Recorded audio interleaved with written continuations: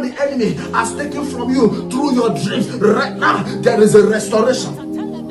Restoration is coming upon your life. Restoration is coming upon your life. The Lord is restoring the years you have lost. The Lord is restoring the blessings you have lost. The Lord is restoring the breakthrough you have lost. The Lord is restoring the favor you have lost. The Lord is restoring every good thing that you have lost. In the name of Jesus, let there be a restoration. Let there be a restoration. Let there be a restoration. Let there be a restoration.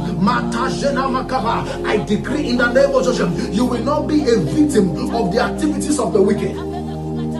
In the remaining days of this month, as this month is fast coming to an end, you will not be a victim of the activities of the wicked. I don't know who that prayer is for, but the Lord says I should say to you, you will not be a victim of the activities of the wicked. Whatever plots the enemy has put in place, whatever arrangement the enemy has put in place,